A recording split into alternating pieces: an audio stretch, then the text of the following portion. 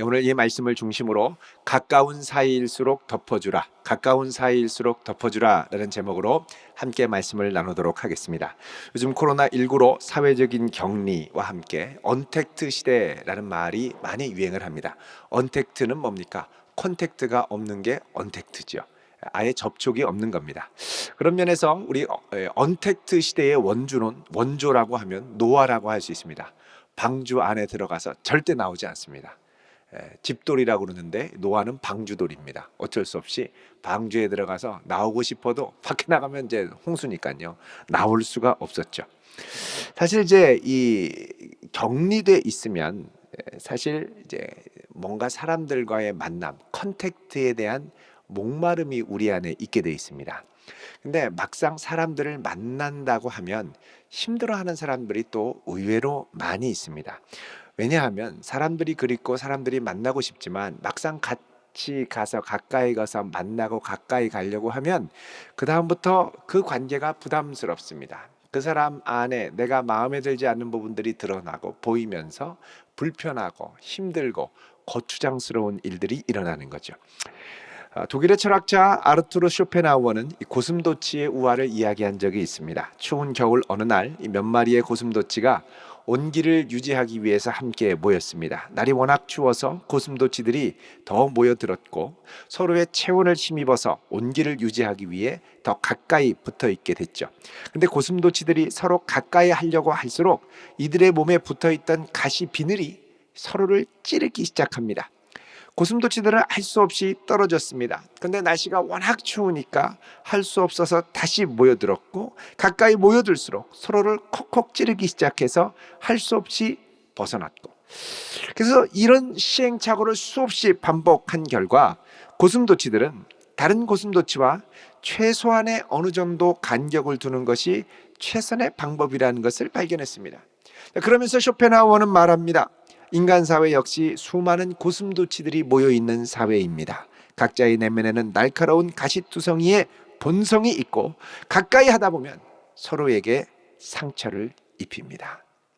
이런 인간의 심리를 프로이트는 고슴도치 딜레마라는 이름을 붙였습니다. 가까이 하고 싶고 그와의 가까이 하면 너무 좋을 것 같아서 가까이 하는데 가까워질수록 상처도 많이 받고 미움도 심해지고 마음도 힘들다는 겁니다. 사람 안에 있는 죄성은 자기 중심적으로 흐르기 때문에 다른 사람들과 함께하는 과정 가운데 그 관계를 나 중심으로 끌게 되고, 그러다 보면 자기도 모르게 많은 상처와 아픔을 주고 또 받게 마련입니다. 특히 가까운 사이일수록 더 그렇습니다.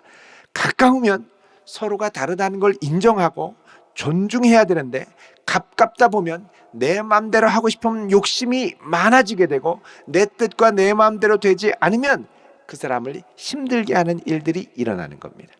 관계 가운데 가장 가까운 관계, 우리가 어릴 때부터 경험하는 가정에서의 관계입니다.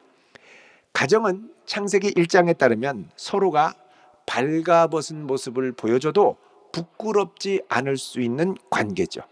서로 벌거벗었어도 부끄러워하지 않을 수 있는 용기를 얻을 수 있는 것, 신뢰를 얻을 수 있는 것, 지지를 얻을 수 있는 것, 이게 바로 가정입니다. 이 부끄러움이라는 것은 육체의 부끄러움만이 아니죠. 내면의 부끄러움, 내면의 벌거벗음도 포함합니다. 자신의 연약함과 결점을 있는 모습 그대로 드러낸다는 것입니다. 자, 그렇게 드러내도 가정에서는 부끄럽게 여기지 않고 인정해주고 받아주고 따뜻하게 덮어주고 보완해줘야 됩니다. 그런데 죄성이 들어오니까 이 죄성으로 인해서 서로를 향하여 공격의 날을 세우게 되고 이기적인 가시비늘을 날카롭게 드러내고 찌르기 시작하는 겁니다. 서로를 비난하고 정죄하면서 그의 벌거벗은 모습, 수치스러운 모습을 아주 비웃어가며 깊은 상처를 주기 시작하죠. 서로의 모습을 인정하고 덮어주기보다는 내가 원하는 모습으로 그가 바뀌어야 된다고 강요하고 윽박지르기 시작합니다. 사실 수많은 가정에서 이것들로 부부들과 부모와 자녀들 사이에 아파하고 신음하는 이들이 얼마나 많은지 모릅니다. 자녀들도 그렇습니다. 부모와의 관계에서 아버지와의 가시비늘, 관계에서 가시비늘이, 어머니와의 관계에서 이 가시비늘, 이걸로 막 찔려서 신음하고 아파하는 자녀들이 참 많습니다. 자녀들 중에 이 우울증이나 분노 조절 장애를 앓는 연령층들이 갈수록 내려가고 있습니다. 엄마 아빠의 요구대로 엄마 아빠가 짠 스케줄에 따라 꼭두각시처럼 꼼짝 못하고 움직여야지. 그렇지 않으면 아주 어려움이 있죠. 자, 이런 부모를 향하여 가정문제 전문가인 이 수잔 포워드라고 하는 분은 toxic parent, 독이 되는 부모라고 말했습니다. 관계가 가까운 관계, 좋은 관계가 되어야 되는데 독이 되는 관계가 있다는 겁니다. 애인인데 서로를 파괴시키는 독이 되는 관계가 되는 거죠. 친구인데 서로를 망가뜨리는 독이 되는 친구가 되는 거죠. 가장 이해받고 가장 가까워야 할 관계가 가장 날카롭게 찌르고 가장 아프게 찔러서 피 흘리며 신음하는 관계로 변질되는 것입니다. 이런 관계의 독은 내가 그렇게 싫어하고 학을 떼는 그 대상을 놀랍도록 닮게 하는 희한한 힘이 있습니다. 주변에 보면 나는 우리 엄마, 우리 아빠 절대 안 닮아야지. 근데 나중에 보면 내가 그토록 닮지 않겠다고 하는 그 사람의 모습이 내 안에 그대로 있는 것을 발견하고 소스라치게 놀라게 됩니다. 며느리도 그렇다고 그렇죠. 지독한 시어머니 밑에서 고생한 며느리가 나중에 그 모습을 자기도 모르게 닮아 있다고 많이 이야기를 합니다. 나는 절대 내 시어머니처럼 하지 말아야지. 그런데 나도 모르게 그 모습이 내 안에 들어있는 겁니다. 자, 오늘 본문을 보면 지상에서 이제 홍수로 다 쓸어버리고 언택트 시대에 유일하게 남은 가족이 방주에서 내려와서 컨택트 라이프를 시작합니다. 근데 이 컨택트 라이프를 시작하자마자 이 노아, 믿음의 가정인 노아의 가정에 상당히 실망스러운 장면이 드러납니다. 여러분, 노아가 누굽니까? 6장 9절에 보면 홍수가 일어나기 전에 성경은 이 노아를 이렇게 평가하죠. 6장 9절에 보면 노아는 의인이요 당대의 완전한 자라. 그는 하나님과 동행하였다. 자, 완전한 의인, 완전하게 하나님과 동행했던 아주 훌륭한 노아. 그런데 이 노아가 6장 22절에 보면 하나님이 그에게 말씀하신 것은 하나도 빠짐없이 다 준수했던 아주 훌륭한 노아였습니다. 근데 노아가 이 노아의 홍수가 끝나고 이 언택트 라이프가 해제되면서 컨택트 라이프로 바뀌면서 그만 술을 먹고 방탕하는 실수를 저질렀습니다. 오늘 본문 21절에 보시면 노아가 9장 21절에 포도주를 마시고 취하여 벌거벗었다고 합니다. 세 개의 연속되는 동사. 마시고 취하고 벌거벗었다. 자, 술이 갖는 마성에 노아가 처음으로 노출이 돼서 마십니다. 처음에는 내가 마시는데 마시다 보면 술이 나를 마시게 되죠. 그럼 취하게 됩니다. 취하면 무감각해지죠. 그리고 취하면 벌거벗게 만듭니다. 근데 문제는 벌거벗어도 부끄러운 줄 모른다는 겁니다. 영적으로, 지적으로 무감각하게 만듭니다. 자, 자녀들은 노아를 이전에는 많이 존경했을 것입니다. 그런데 그랬던 노아가, 그렇게 하나님과 동행했던 노아가 벌건 대낮에 포도주 거나하게 마셔가지고 잔뜩 취해서 그만 부끄럽게도 하체를 드러낸 채로 깊은 잠에 빠져들었습니다. 그러니까 밖에서 볼 때는 아무리 완벽해 보이고 멋져 보이는 부모라 하더라도 가까운 자녀에게는 자기도 모르게 이런 치부를 드러낼 때가 있다는 거죠. 할 수 있으면 보여주지 말고 할 수 있으면 줄여야 되겠지만 자기도 모르게 이런 실수를 저지릅니다. 여러분, 가까운 사이일수록, 가까운 연인일수록, 가까운 친구일수록 다른 사람이 아주 존경하고 좋아 보이고 멋지다고 칭찬을 해도 그 가까운 관계 안에 허술한 모습, 흠이 있는 모습, 하자 있는 모습을 보게 됩니다. 결국은 이 모습이 아무 상관없을 것 같은 자녀에게 치명적인 영향을 끼칩니다. 자, 하나님과 동행했던 노아와 그의 자녀들이 이랬다면 우리는 말할 것도 없습니다. 자, 그랬다면 노아는 어떻게 해서 이런 큰 실수를 저질렀을까요? 우리 크게 두 가지로 생각해 볼 수 있습니다. 첫 번째는 뭐냐? 강력한 노아 홍수라는 대재앙, 그러니까 영적인 긴장, 영적 전쟁이죠. 영적 긴장 후에 찾아오는 해이함. 수십 년간 거대한 방주를 준비하고 홍수가 세상을 휩쓸고 다시 땅의 물에 빠져서 나가기까지 얼마나 긴장하며 살았겠습니까? 이제 모든 위기가 끝났습니다. 방주 다 열리고 동물들 다 나갔습니다. 그리고 하나님이 다시는 물로 멸망시키지 않겠다고 그랬죠. 자, 이전처럼 거대한 위기는 오지 않을 겁니다. 홍수 심판이라는 거대한 긴장이 사라지니까 이전처럼 거룩하게 살려고 몸부림치던 것이 흐트러지게 됩니다. 애쓰고 긴장하지 않아도 심판은 오지 않을 거다. 그러니까 자기도 모르게 영적으로 해이해지는 거예요. 이게 영적인 방심으로 이어졌습니다. 자, 농사 짓고 하나님 복 주셔서 포도를 수확하고 포도가 많이 거쳤겠죠. 포도주를 만들었습니다. 노아는 마음속으로 이렇게 생각했을 겁니다. 이제 뭐 큰일 날 일도 없고 뭐 포도주쯤이야. 그리고 마시고 조금 마시고 자려고 했는데 한두 잔 들어가다 보니 노아 안에 술 먹는 하마가 있는 줄 몰랐어요. 먹다 보니 계속 먹게 되네. 그냥 포도주를 계속 결국은 인사불성에 대해서 스스로 벌거벗는 과정까지 나아가게 됩니다. 여러분, 술 취할 때 벌거벗게 됩니다. 조심해야 돼요. 내 정신이 아닌 걸로 그랬다고 하는데 아니요. 술 먹고 말하는 것도 내 정신입니다. 두 번째로, 홍수가 끝났다고 하지만 그렇다고 해서 사람 속에 있는 이 죄성이 사라진 것은 아니었습니다. 여전히 노아는 그 속에 죄성이 있었고 이 죄성은 끊임없이 영적으로 깨어 긴장하며 다스려야 할 부분입니다. 여러분, 우리가 아무리 가까운 관계가 있다고 하더라도 내 안에 있는 이 죄성이 있기 때문에 이 죄성을 계속해서 긴장하며 다스리고 붙들고 하나님 앞에 몸부림치고 기도하고 이 죄를 통제하고 다스리기 위해 몸부림치지 않으면 어느 순간 이 죄성이 나를 사로잡습니다.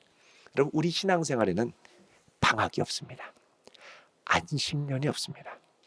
가끔씩 보면 스스로 안식년을 선포하는 분 계십니다. 임원 끝났으니 안식년입니다. 리더 끝났으니 안식년입니다. 무슨 안식이에요? 안식은 없어요. 이제 결혼했으니 저는 안식년입니다. 아니라니까요. 아기 낳았으니까 안식년입니다. 손주 봐야 하니까 안식년입니다. 이사했으니까 안식년입니다. 애인 생겼으니 안식년입니다. 하여간 이런저런 이유로 안식년을 너무 많이 선포하고 조용히 어디론가 사라집니다. 안식하면 편할 것 같은데 이 안식의 방향이 이제 틀어지는 거죠. 우리는 하나님 안에 안식하기 전까지는 절대 어떤 곳에서도 안식을 할 수 없습니다. 근데 이 안식을 세상의 즐거움에서 찾고 포도주에서 찾고 방탕에서 찾고 세상의 인정에서 찾고 세상의 성공에서 찾는다고 자꾸 돌아가다 보면 그 안식이, 내가 거기서 찾으려는 안식이 독이 돼서 부메랑이 돼서 나를 치게 되죠.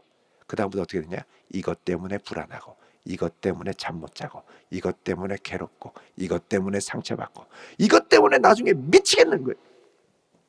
그래서 안식의 방향이 하나님을 떠나서 어디로 가는가를 봐야 됩니다. 베드로전서 5장 8절에 뭐라 그럽니까? 근신하라, 깨어라. 너희 대적 마귀가 우는 사자같이 두루 다니며 삼킬 자를 찾나니. 너희 대적 마귀가 무엇처럼요? 우는 사자와 같이 두루 다니며 삼킬 자를 찾. 그러니까 하나님을 향하여 안식하지 않는 인간들은 밥이 되겠다. 잡아먹겠다는 거예요. 두루두루 다니는 거예요. 근데 우리는 어떻게 해요? 완전히 해이해져서 해볼래 해서 그걸 자는 거예요.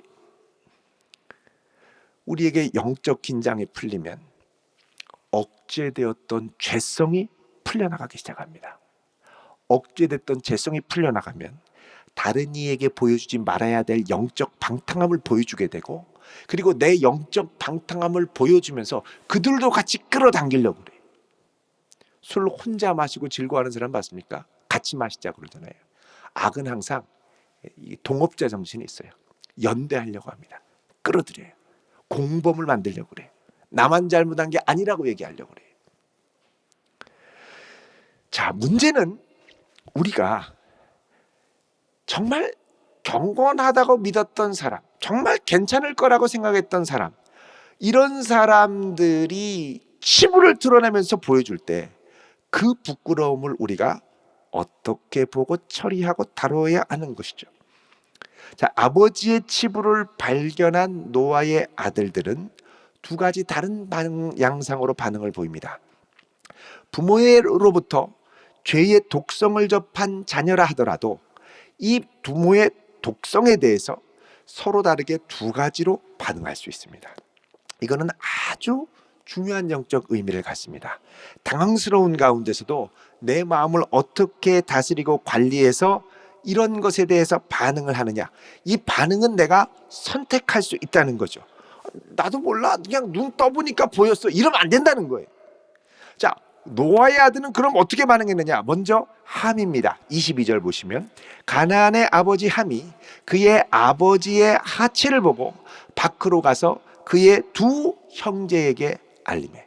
자, 함이 아버지의 벌거벗은 하체, 방탕한 하체를 봤습니다. 여기 보다라는 단어가 히브리어로 라아인데, 이 라아라는 건 그냥 한번 잠깐 보고 마는 게 아니라 오랫동안 주목해보고 감상하는 것을 의미합니다. 다른 말로 하면 죄의 욕심에 끌려서 흥미를 갖고 주목하고 감상하면서 죄의 욕심을 키워갔다라는 거예요. 자, 노아가 술이 깨서 작은 아들 함이 자기한테 행한 일을 알자 저주를 퍼붓습니다. 자, 이걸 갖고 추측을 해서, 야, 계속 보고 그냥 보고만 있었겠느냐? 무엇인가 틀림없이 아버지에게 성적으로 수치되는 행위, 동성애적인 행위를 하지 않았겠느냐? 자, 이런 추측도 하는 분들이 있습니다. 근데 성경에서 명확하게 얘기를 하지 않죠. 어쨌든 이걸 갖고 노아는 분노합니다. 가장 가까이 있는 아버지의 실수와 수치를 봤을 때 조용히 덮어줘야 되는데 이거를 즐겼다는 거죠. 여러분, 우리 주변에 가까운 사람이 넘어지거나 실수할 때 그거를 걱정하고 아파하며 눈물로 기도하고 같이 그거를 보듬어 줘야 될 우리들이 종종 그걸 보고 오징어 땅콩 씹듯이 질겅질겅 씹고 고소해하고 즐거워하고 다른 사람들한테 만나서 입소문을 내고 너 그거 알아? 세상에 제가 그랬대 이러면서 막 소문을 내고 실수와 수치를 떠들고 다니고, 자, 이런 행동을 말씀 오늘 보면 22절에는 그의 두 형제에게 알린다라고 설명합니다. 알린다는 건 아버지의 실수와 수치를 떠들고 다닌다는 거죠. 자, 이렇게 알리면 내가 속으로 고소하다 잘됐다 나만 인정받고 이게 속 시원할지 모르겠으나 이거는 더 가면 가장의 권위를 무너뜨리고 공동체, 이 땅에 유일하게 남은 믿음의 공동체를 허무는 힘이 있게 됩니다. 이런 면에서 함은요, 이 부끄러움을 드러내서 공동체를 무너뜨리는 이 에덴 동산의 뱀과 아주 비슷한 역할을 합니다. 이게 함이 하는 역할이 꼭 뱀이 하는 거랑 똑같아요. 에덴 동산에서. 자, 반면에 이 함으로부터 아버지의 수치스러운 사건을 들었던 셈과 야벳 두 아들은 함과는 다르게 다른 행동을 취합니다. 23절 같이 읽습니다. 시작.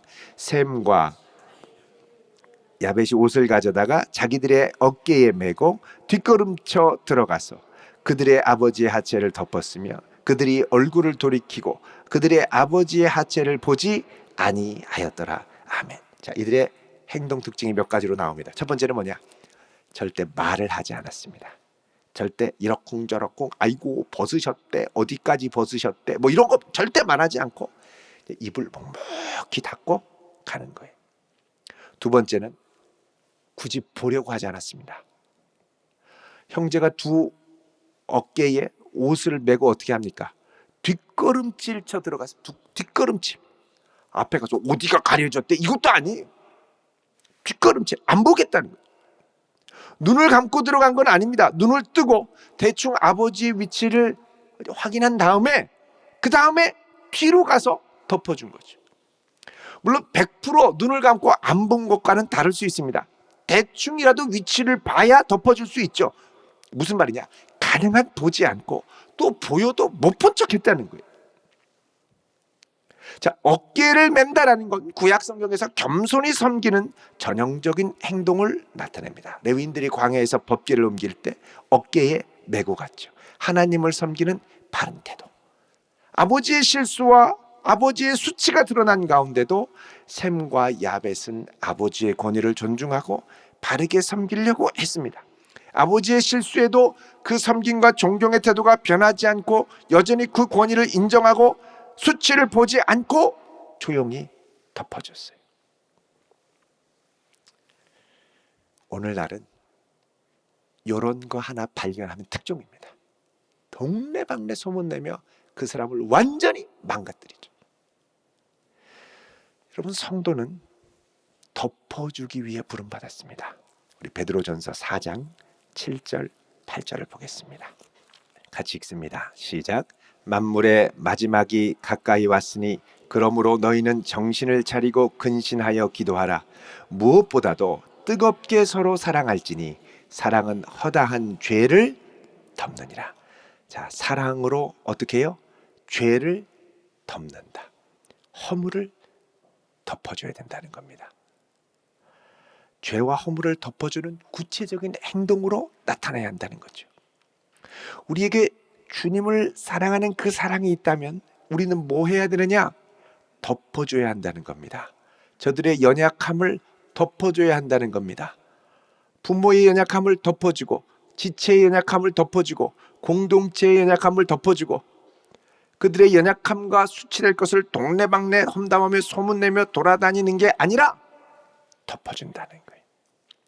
여러분, 우리 안에 부지런히 덮어줄 수 있는 자가 될 수 있기를 축원드립니다. 막 입 떨리고 입 막 떠벌리고 험담하고, 막 어떤 사람들은 마음에 안 들면 다 폭로해버리고 인간관계를 끊어버립니다. 자, 이런 분들 보면 자기 안에 사실은 더 많은 허물과 상처를 갖고 있죠. 여러분, 우리는 고발자가 아니라 덮어주는 자가 될 수 있기를 바랍니다. 끝까지 덮어주는 자. 여러분, 하나님은 덮어주는 자를 귀하게 여기십니다. 예수님께서 그의 피로 우리를 속죄하셨을 때 이 속죄를 뭐라 그러냐? 덮는다 이러죠. 덮어준다. 이거를 뭐라 그러냐면 간과한다 그럽니다. 우리가 죄인 되었을 때 우리의 죄인됨을 간과하신다 그러죠. 덮어주는 거예요. 덮어주는 거. 자, 이 덮어줬던 셈과 야벳은 어떻게 되느냐? 복을 받죠. 자, 창세기 오늘 본문 9장 26절로 가보겠습니다. 자, 보면요. 셈의 하나님 여호와를 찬송하리로다. 가나안은 셈의 종이 되고 27절 읽습니다. 시작. 하나님이 야벳을 창대하게 하사 셈의 장막에 거하게 하시고 가나안은 그의 종이 되게 하시기를 원하노라 하였더라. 아멘. 여러분, 덮어주면 그 결과가 후대에까지 계속됩니다. 내가 결정적으로 실수할 수 있었는데, 내가 결정적으로 망신당할 수 있었는데 모른 척하고 덮어줬어요. 두고두고 잊을 수가 없습니다. 하나님이 그 덮는 자를 귀하게 여기신다는 거예요. 그리고 귀한 자, 덮어주는 자는 그 주변의 장막에 사람들이 몰리게 되죠. 온유한 자입니다. 온유한 자는 복이 있나니 땅을 차지하게 됩니다. 많은 이들이 그 아래 하나님의 통치 아래 깃들이게 됩니다. 여러분, 우리에게 영적 긴장이 느슨해질 때가 언제입니까? 우리는 긴장을 놓칠 때 넘어지기가 쉽습니다. 깨어 있을 수 있기를 바랍니다. 넘어지는 사람들의 허물을 즐거워하며 비난할 것이 아니라 이제는 덮어주는 자 되기를 바랍니다. 언론은 덮는 것을 싫어합니다. 다 까발려서 한 사람의 인생이 망가지도록 무너뜨리죠. 아닙니다. 만물이 가까이 올수록, 가까운 사이일수록 비난하며 폭로하기보다는 덮어주며 붙들어 줄 수 있기를 바랍니다. 그때 우리 가운데 하나님의 나라가 임하게 될 줄로 믿습니다. 기도하겠습니다. 거룩하신 아버지 하나님, 우리 안에 있는 완악함을 보게 됩니다. 상대방의 허물을 덮어주지 못하고 매섭게 비난하며 다그치고 정죄하고 상대방이 부끄러워 얼굴을 들지 못하도록 만들어야 우리의 속이 시원한 것처럼 미성숙하게 살아왔음을 고백합니다. 구하오니 주여, 이제는 우리가 먼저 나아가 덮어주는 자 되게 하옵소서. 손 내미는 자 되게 하옵소서. 용서하는 자 되게 하옵소서. 주의 은혜 위에 살아가는 자 되게 하옵소서. 나도 주님의 크신 은혜로 덮음을 받은 바 되었사오니 그 은혜로 덮는 자로 살게 하옵소서. 예수님의 이름으로 기도하옵나이다.